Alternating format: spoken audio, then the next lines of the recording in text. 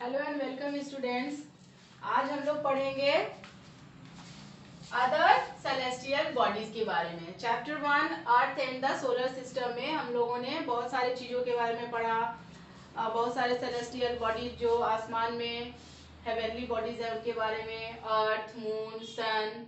तो आज हम लोग पढ़ेंगे और भी ऐसे हम लोगों ने पढ़ा 8 प्लैनेट्स के बारे में, सैटेलाइट्स, नेचुरल सैटेलाइट्स और आर्टिफिशियल सैटेलाइट्स के बारे में। तो आज हम लोग अदर सेलेस्टियल बॉडीज के बारे में पढ़ेंगे जो कि आसमान में और भी बहुत सारे ऐसे सेलेस्टियल बॉडीज हैं जिनका स्टडी एस्ट्रोनॉमर और जो ज्योग्राफर होते हैं वो करते हैं। तो हम लोग आज पढ़ेंगे एस्टेरॉइड, कॉमेट्स और मेट्रॉइड्स के बारे में।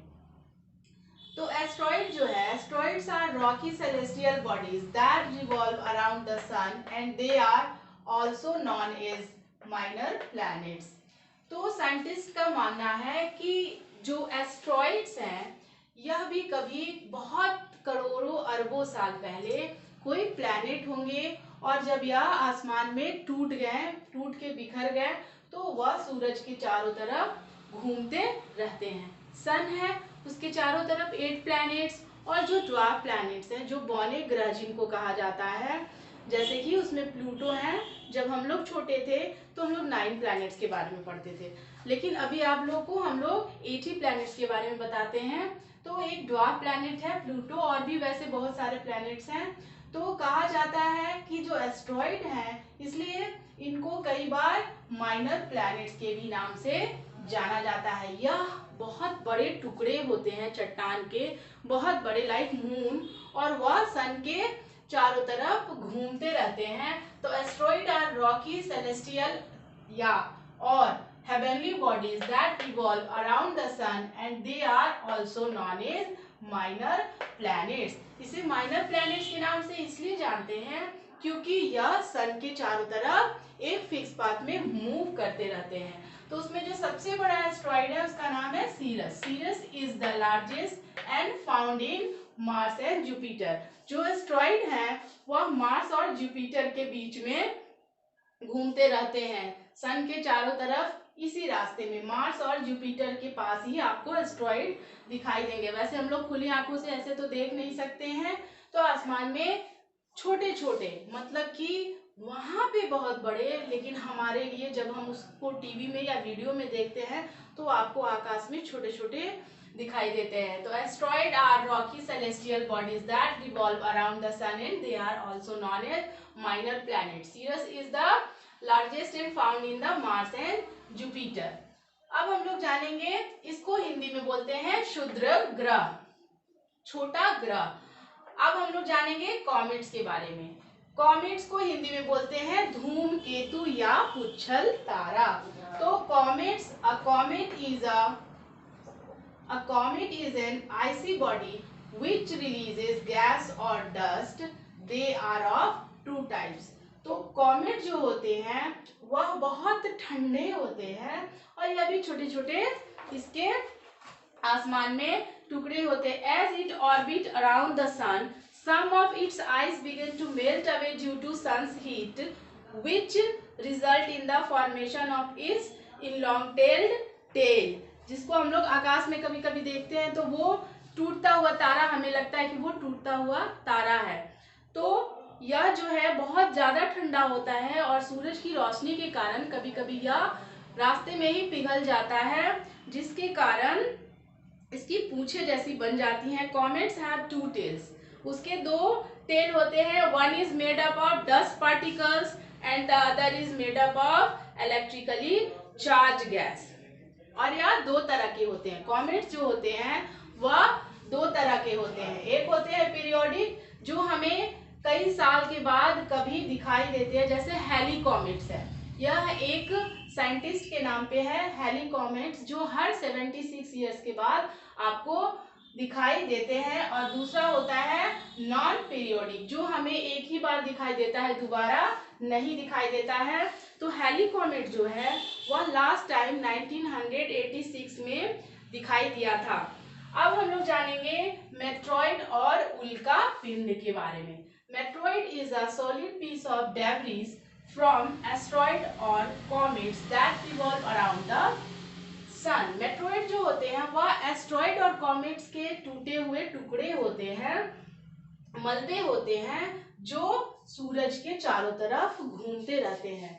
Like asteroid, meteoroid is also revolve around the sun. जिस तरह से एस्ट्रॉइड सूरज के चारों तरफ घूमते रहता है, उस तरह से मेट्रोइड भी सूरज के चारों तरफ घूमता है, क्योंकि यह या तो कॉमेट या एस्ट्रॉइड का मलबा होता है. मलबा मीन्स टुकड़ा होता है.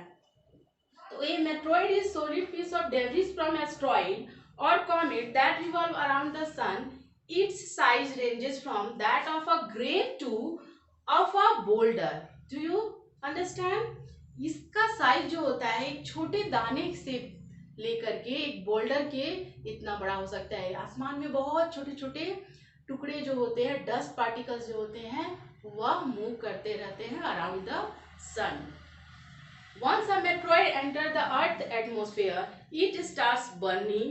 This burning pieces cause a flash of light which look like shooting star.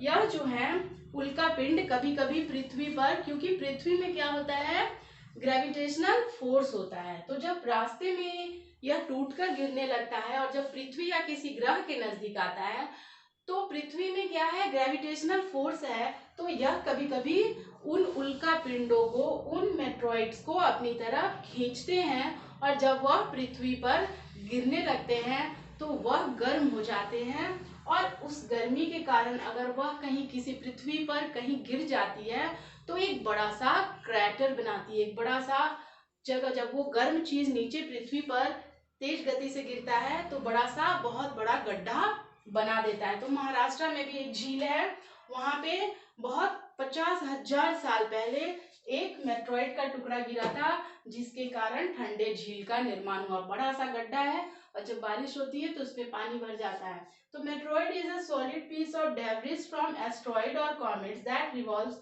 Around the sun. Meteoroids create a hollow और a crater on the area they fall. वह जहाँ गिरते हैं एक बड़ा सा गड्ढा बना देते हैं.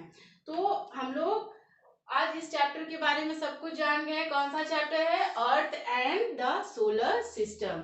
तो सोलर सिस्टम में कितने प्लैनेट्स हैं, उसका सेंटर क्या है, सन है. अर्थ के बारे में जहां हम लोग रहते हैं, हमारी पृथ्वी, उसके बारे में हमने जाना. उसका नेचुरल सैटेलाइट्स क्या है, सैटेलाइट क्या है वो हमने जाना. द फेजेस ऑफ मून के बारे में जाना. फिर जो दूसरे सेलेस्टियल और हेवेनली बॉडीज है उनके बारे में, एस्ट्रॉइड क्या है, कॉमेट्स क्या है, मेट्रोइड्स क्या है, तो ये सब कुछ हमने जाना. मेट्रोइड जो है उसके मेटेओर्स को sometimes we call shooting star. तो अगर आपको किसी भी तरह का प्रॉब्लम हो उस चैप्टर में तो आप क्वेश्चन पूछिए. और कई बार बच्चे बार बार पूछते हैं कि मैम कैसे बनाना है, जो ऑब्जेक्टिव है उसको बुक में बनाना है, कॉपी में बनाना है. तो बार बार ये क्वेश्चन ना पूछे. जो बच्चे पहले से पढ़ रहे हैं उन्हें पता है कि कैसे बनाना है, और जो न्यू स्टूडेंट्स हैं तो वो जो चूज द करेक्ट आंसर है उसे आप बुक में ही बनाएं. ट्रू फॉल्स को बुक में बनाएं. Fill in the blanks, match the column को भी बुक में बनाएं. और जो शॉर्ट आंसर है, शॉर्ट क्वेश्चन आंसर है, लॉन्ग क्वेश्चन आंसर है, डिफरेंसेस है, और जो भी एक्टिविटीज है उसे आप नोटबुक में करें. Is that clear? और किसी तरह का कोई प्रॉब्लम हो तो आप क्वेश्चन पूछ सकते हैं.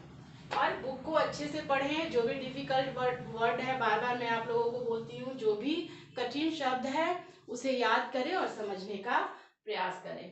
Have a good day.